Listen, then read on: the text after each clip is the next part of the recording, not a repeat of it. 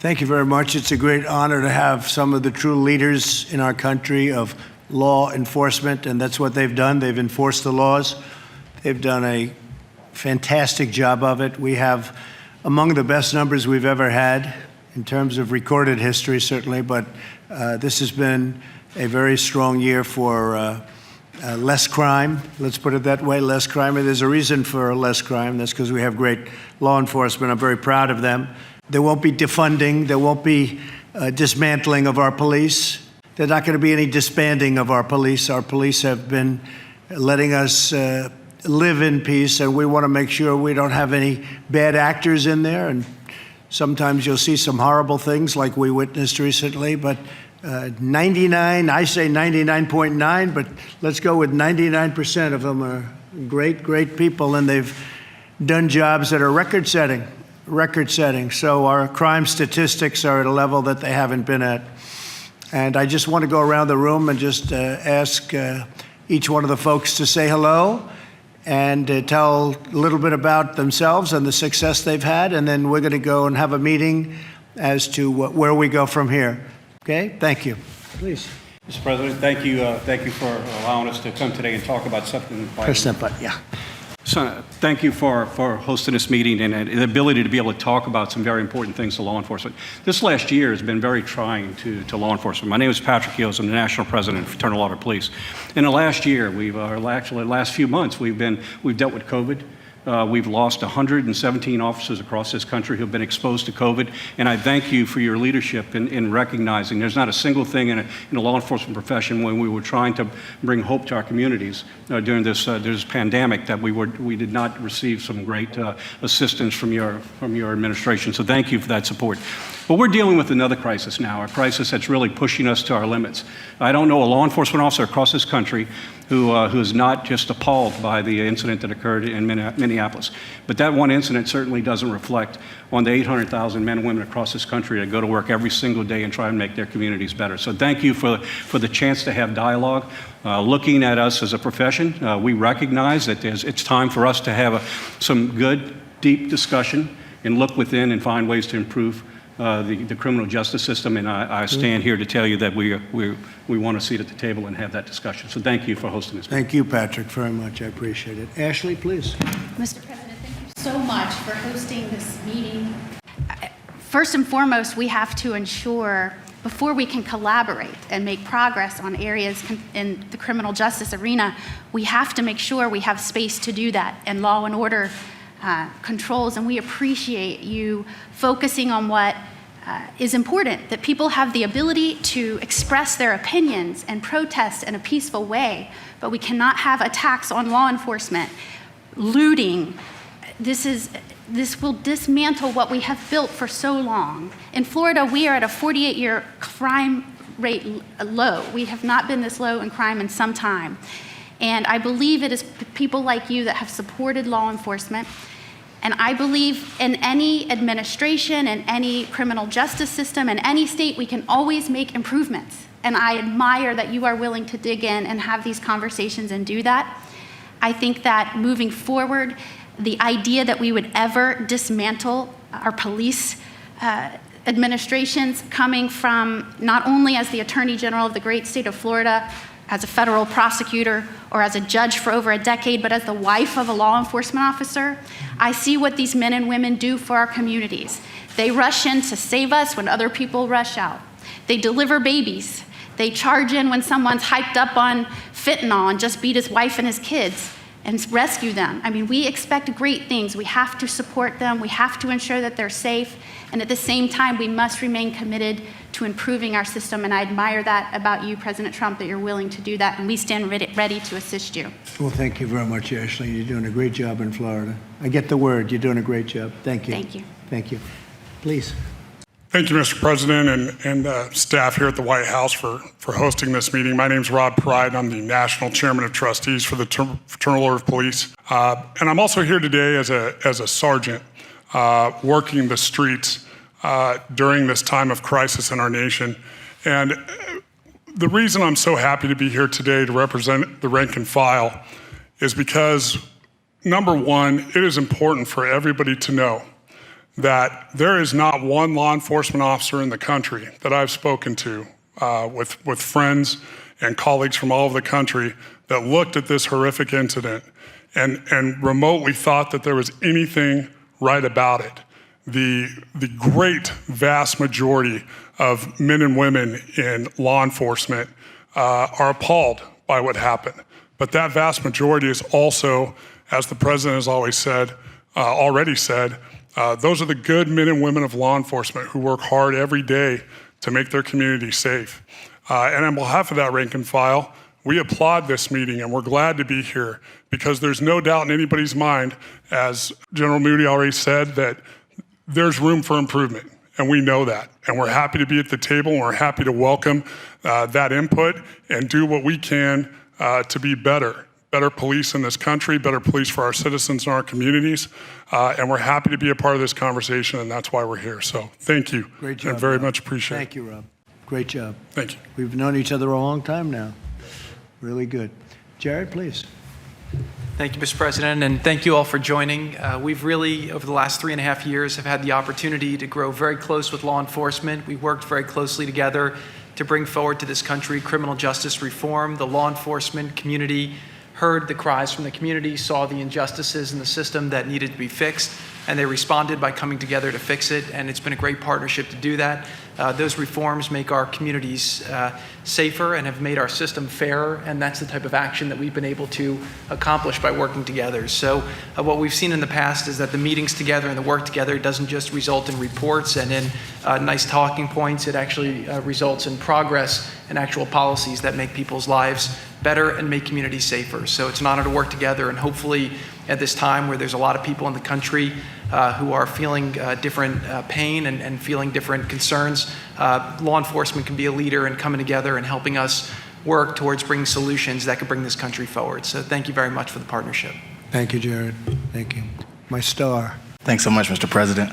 And thank you to all the law enforcement individuals in the room and for the work that you do on a daily basis. You know, when I saw what happened with George Floyd, it really made my heart sunk. It hit me to my core, as well as a lot of the other lives that have been lost. You know, as an African American, you know, I live in Southeast DC and live in a paradox where, you know, my wife is sometimes scared to walk the streets by herself. But then in the same vein, as an individual, I've also had the fear of being in certain neighborhoods or driving certain types of cars as an African American, just because of my relationship with the police. And there's a lot of African American males across the country that have stories like that they can share.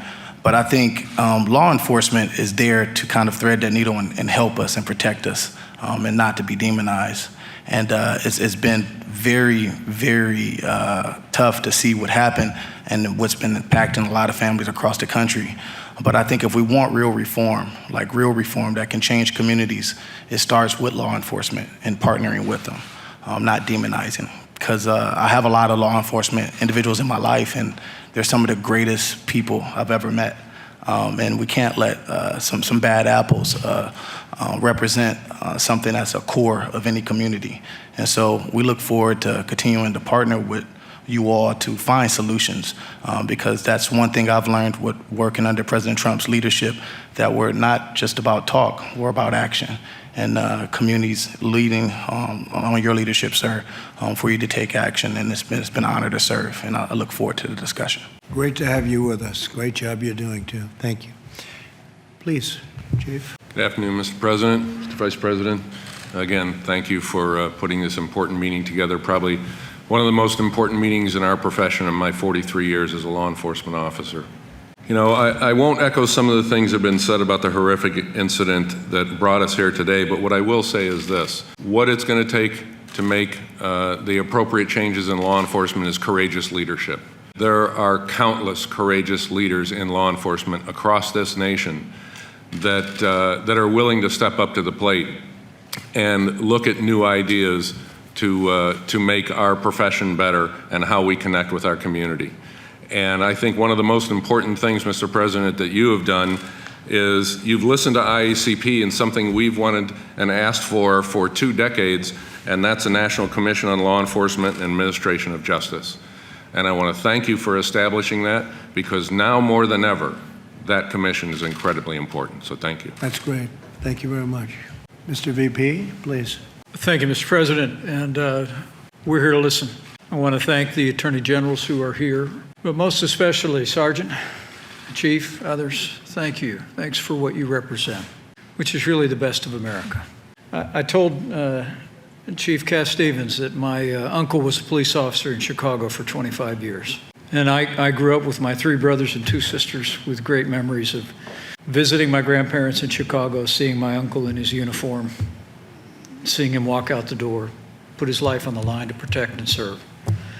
And I want to promise you that you have a president, you have an administration that is always going to stand with men and women who serve and at great risk and great sacrifice protect our communities. I'm also, though, very grateful, Mr. President, to hear this afternoon a desire to have a conversation about how we can improve. As Jared just shared a moment ago, this president's already demonstrated his willingness to improve our justice system in this country, passing historic criminal justice reform. And I want to express my appreciation to the law enforcement officials who are here at this table today, who were with us when we brought that bipartisan legislation forward, Mr. President, at your direction. We're always about the business of making a more perfect union, and we're going to be about that now. In the wake of the tragic event of now almost 2 weeks ago, we want to hear from you about how we can improve, but improve in a way that builds on that foundation of really the finest men and women in our country, the bravest men and women in our country, the men and women of law enforcement. How we make sure that the men and women who dedicate their lives to law enforcement, who take risks every single day to keep our communities safe, are properly supported, and that the resources from the federal government, the support from state and local authorities is going to continue to hold up those honorable men and women who serve and protect every day. So thank you, Mr. President, and thank you to all of those who are here. Thank you, Mike, very much.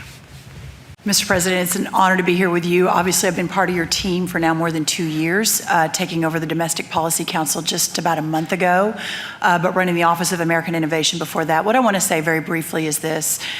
3 months ago, on this side of the White House, we gathered almost 1,000 Black leaders from around this country as we were celebrating Black History Month. And in that celebration, you talked about having the lowest unemployment, the lowest poverty rate this country had ever seen. It was a remarkable feat that deserves such great celebration. But here we are 3 months later, and it is a different time for our country. But on Friday, we had another major announcement, 2.5+ million jobs created in a time of such darkness and destruction. And it reminded me that while we are in the midst of the great American comeback, while we are going to be renewing and rebuilding and restoring this country, that none of it is possible without our law enforcement, that none of it is possible without real safety and real security in this country. So really, for the great American comeback with your leadership, Mr. President, as we cut poverty rates again and we slash unemployment again and we build a country where every man, woman, and child has a real shot at the American dream, it begins today. I believe it begins with the people in this room. It begins with a law enforcement that is supported, that is stood up, and that I know you and the Vice President, all of us stand beside as we move forward. So thank you so much. It's an honor to be here. Great job. Mr. President, thank you very much. I'm really pleased to work very closely with folks like Sheriff Childress and Attorney General Cameron and Attorney General Moody, who took their time to come up here to be a part of this very important conversation. As somebody who has law enforcement in my family as well, it's a very important conversation. And again, everybody that I've talked to at the elected leader level, but also at the rank and file level, was just appalled by what happened in Minneapolis. But out of that comes a commitment, a redoubling to make improvement across the country at the state and local and federal level. And really pleased to have such strong partners in the Intergovernmental Affairs Office to work with to help make that progress under your leadership, sir. Thank you. Thank you very much. Mark? Thank you, Mr. President, for your leadership, and thank each one of you for being here today. When the cameras are not rolling and when there's no reporters around, there's unbelievable work that has been going on and will continue to go on to make sure that it's not just words, that it's action. Mr. President, you've been a president of action. And for such a time as this, action, again, will speak louder than words. And all of you that are gathered around this table today, we thank you for your action to be here and for the action that will come from this. So it's a pleasure to serve you. Thank you, Mark, very much.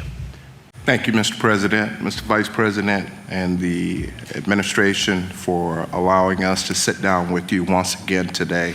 We just want you to know that you are a friend. You have been very supportive of law enforcement. As a matter of fact, I've been 29 years with Livingston County Sheriff's Department. Tony Childress is my name, and I am the sheriff of Livingston County, which is the 4th largest county in the state of Illinois. We're 90 miles south of Chicago. I call it rural central Illinois. We have an ideology that I feel and many others feel works very well. And that ideology is being a friend of the community, supporting the community with programs like shopping with the sheriff, like Halloween with the children, always being there as a listening ear for the community and working with the community. And Mr. President, we are happy to sit down with you and to try and do everything we can to make this nation better by keeping the community safe and by working with you and the nation in making a better place. Some of the things that we feel in Livingston County will be very important is mandatory de-escalation training for all officers, prohibition of all physical restraint maneuvers on or above the neck, and any physical acts that restrict the flow of blood or oxygen to the brain, requiring all officers to render medical aid to all people, and requiring officers to intervene when physical forces are being applied to either stop or attempt forces that are being inappropriately applied and is no longer required. So we look forward to working with you to hopefully get legislation involved in making these things true and making them law. And we just thank you again for allowing us to be here, and know that you have a friend in Illinois, and anything you need, just let us know. Thank you again. Thank you very much, Tony. You do a great job, too. Appreciate it. Thank you. Bill, please. Thank you, Mr. President, for convening this session. It's good to join with all my friends and colleagues from the law enforcement community, many of whom I've worked with over the years. I think law enforcement fully understands and has understood for some time the distrust that exists in the African American community toward the criminal justice system. And as I've been reflecting on this over the past few days and weeks, it struck me that for most of our history, in fact, maybe just up to 60 years ago, the law was explicitly discriminatory and did not provide equal protection. It's only been since the early 60s that our law has actually provided equal protection to African Americans. And what we've had over the past 50 years or so is reform of our institutions so that they reflect those values, the values upon which our country was founded. And some institutions, such as the military, have done an excellent job of reforming. And law enforcement has too. That's one thing I understand from being Attorney General 30 years ago. And what makes me very optimistic today is that the law enforcement leaders that we deal with, and you all know this, no one is more committed to reforming the criminal justice system and the profession of policing today. And there hasn't been a president recently who has been more committed. He didn't require the crisis we have today to get started with the First Step Act and with establishing a commission which has been looking at the very issues we're dealing with today. And I know there's a lot of interest among police leaders for clarity and guidance on the use of force and some of the issues you were just talking about, Sheriff. Making sure the standards are out there, making sure they are trained, and making sure they are adhered to. And we're looking forward to working with you to get that done. The time for waiting is over. It's now incumbent on us to bring good out of bad. And we can do it, and the commitment is there in law enforcement to do it, so let's get it done. Finally, just let me say that the other aspect of this is the rule of law and the need for law and order. Above the Department of Justice's main entrance is the Latin phrase that from law and order, everything else comes. It's the foundation of civilization. We have to make sure, it's our responsibility to make sure that our country is ruled by law and not by violence. Thank you, Bill. Well said. Thank you very much. And Daniel, I got to know Daniel in Kentucky. He is a superstar in the making, if he is not already a superstar, but he had an incredible race, and we watched it together, and congratulations on that. That was some evening, right? Thank you, Mr. President. It was, and obviously was grateful for your support and grateful for your leadership on this current issue. We obviously have had the challenges with COVID-19, and now we are starting to see civil unrest in our society as it relates to some of the challenges that, frankly, Black and brown communities have had, as General Barr so eloquently stated it. We have a responsibility in this room with all of our law enforcement partners to look for ways as we move forward to do it better, to become better citizens, to become better neighbors.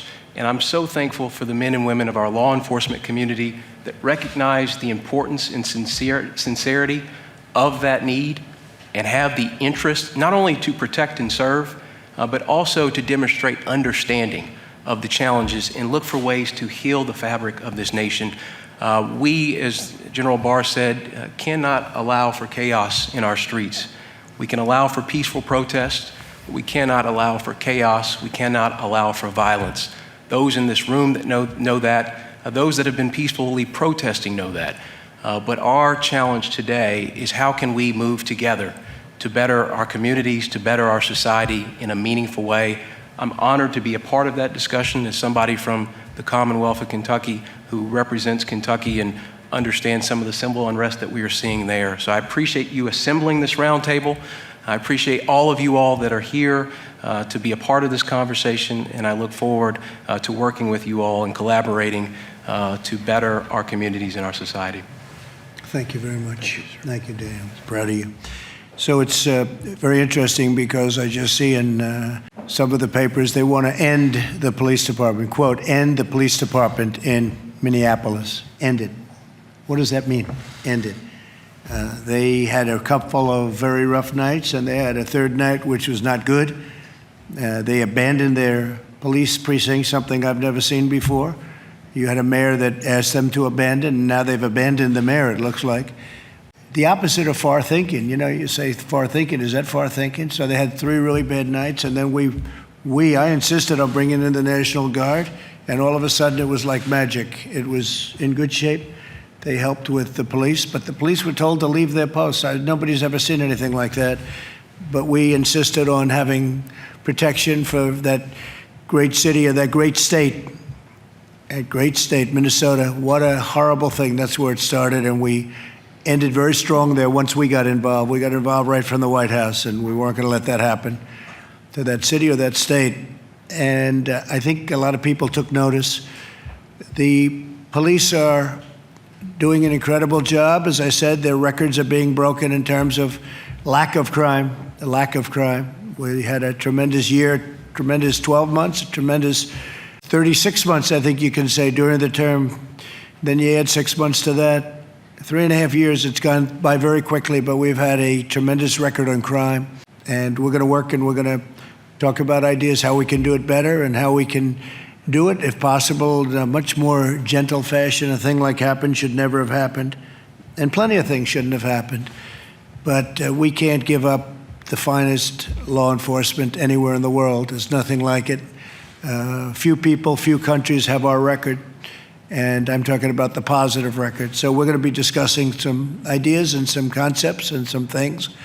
But we won't be defunding our police. We won't be dismantling our police. We won't be disbanding our police. We won't be ending our police force in a city. I guess you might have some cities that want to try, but it's going to be very sad situation if they did, because people aren't going to be protected. These people do a tremendous job of protecting the citizens of our country, and that's what they're paid for. But whether they were paid or not, that's what they do. And somebody put it very beautifully before, where they said they protect people, risk their own lives for people they've never seen before, people in many cases they don't know. You're protecting the lives of people you don't know. It's an incredible thing. It's a great honor to be with you all, and we'll have a little discussion now. Thank you all very much for being here. Thank you.